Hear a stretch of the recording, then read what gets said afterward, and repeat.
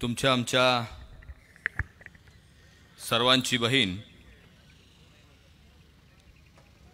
पूजाताई मोरे यांच्या प्रचारार्थ या ठिकाणी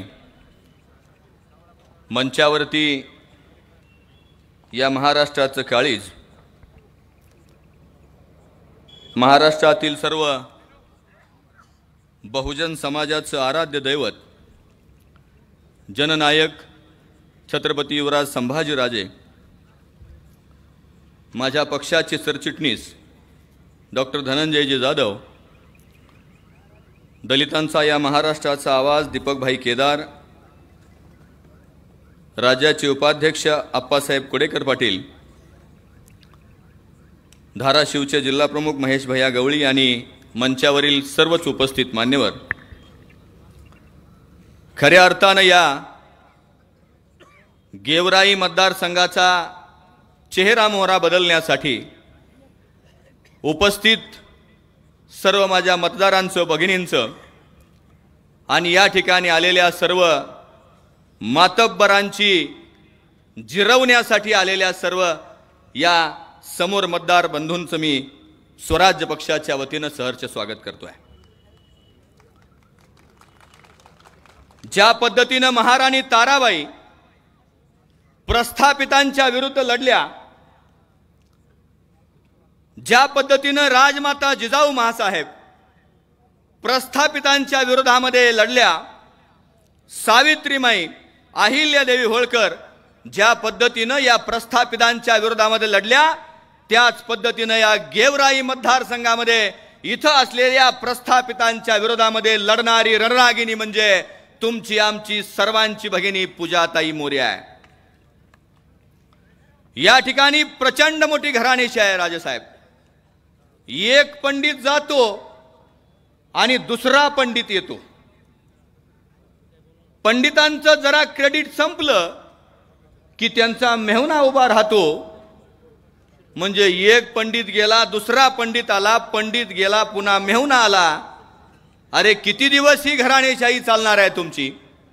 त्यामुळे या घराणेशाहीच्या विरोधात, या प्रस्थापितांच्या विरोधात या महाराष्ट्रामध्ये लढणारी रणरागिणी, शेतकऱ्यांसाठी लढणारी रणरागिणी तुमच्या आमच्या सर्वांची उमेदवार आहे की जी महाराष्ट्रातल्या स्वराज्य पक्षाची, परिवर्तन महाशक्तीची सर्वात लाडकी उमेदवार म्हणजे तुमची आमची सर्वांची बहीण पूजाताई मोरे आहे।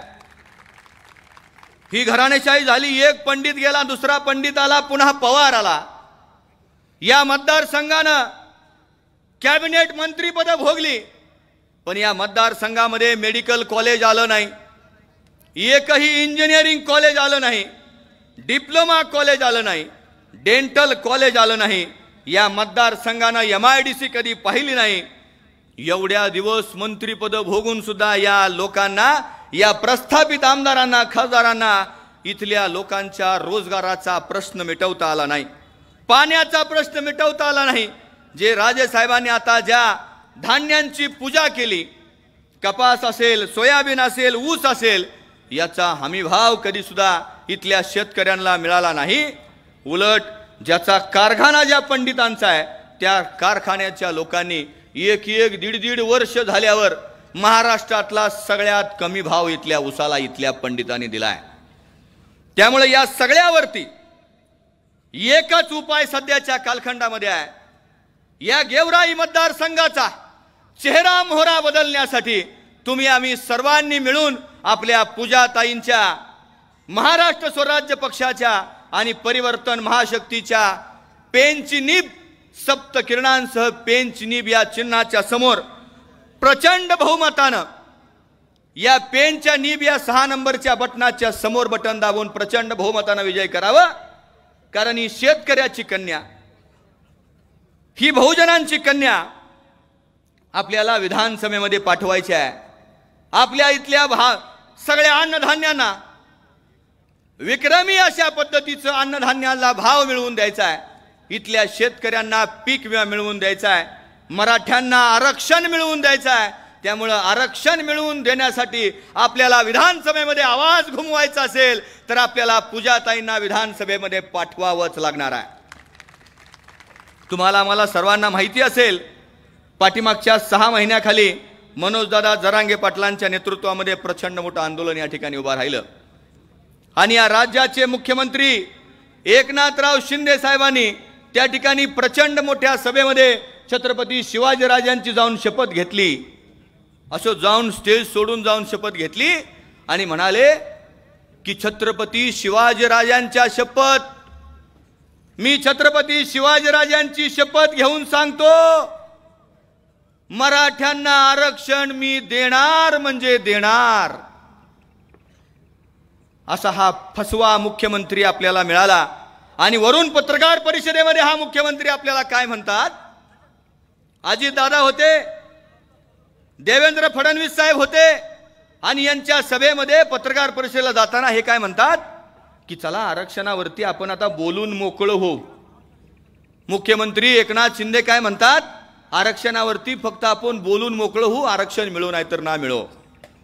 एकनाथजी शिंदे साहेब, तुम्ही मराठा आरक्षणावरती बोलून मोकळे झालात, पण या महाराष्ट्रातली जनता तुम्हाला कोलून मोकळं झाल्याशिवाय राहणार नाही.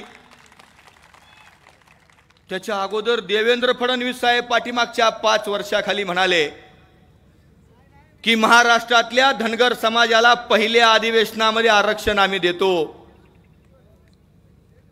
त्याच्या अगोदर अनेक माणसं या ठिकाणी येऊन गेली, छत्रपती शिवाजीराजांचा आशीर्वाद घेऊन यांची सरकार या ठिकाणी आली. पण हे महायुतीचं सरकार असोत किंवा महाविकास आघाडीचं सरकार असोत, ही सगळी मंडळी फसवी आहेत. यांनी मराठ्यांना फसवलंय, यांनी धनगर समाजाला फसवलंय, यांनी मुस्लिम समाजाला फसवलंय, यांनी दलित समाजाला फसवलंय, यांनी आपलं संविधान धोक्यामध्ये आणलंय. त्यामुळे या सगळ्यांवरती एकच उपाय, परिवर्तन महाशक्ती आणि छत्रपती संभाजीराजे. किरीट सोमय्यासारखा 5 मिनिटांसमोर 2 मिनिटात किरीट सोमय्यासारखा माणसानं अनेक लोकांवरती टीका टिप्पणी केली. यांनी अमक्याला कपडे काढले, तमक्याचे कपडे काढले, अजितदादाचे कपडे काढले, शिवसेनेचे कपडे काढले. ही सगळी मंडळी ज्यांचा भ्रष्टाचार उघडा केला, ती सगळी मंडळी पुन्हा यांच्याच पक्षामध्ये जाऊन बसली आणि किरीट सोमय्या दुसऱ्याला नगड करण्याच्या रागात गडी स्वतः कधी नगडा झालेला कळालाच नाही. अवस्था अशी झाली आणि त्यामुळं तुम्ही आम्ही सर्वांनी मिळून या बीडचा चेहरा मोहरा बदललेला पाठीमागच्या काही लोकसभेच्या मतदारसंघामध्ये आपण बघितला. आपण जरांगे पाटलांचं ऐकून या महाराष्ट्रामध्ये फडणवीसांचं सरकार पाडलं आणि जरांगे पाटलांचं ऐकून आपण या महाविकास आघाडीच्या चोरांना मतं दिली. परत जरांगे पाटलांची जी भूमिका आहे, आरक्षणाची भूमिका आहे, यातला 1-2 जर खासदार सोडले तर दुसरा एक सुद्धा खासदार मराठ्यांच्या आरक्षणावरती बोलायला तयार नाही. त्यामुळे एक झाकणार आणि एक उकरून बसणार.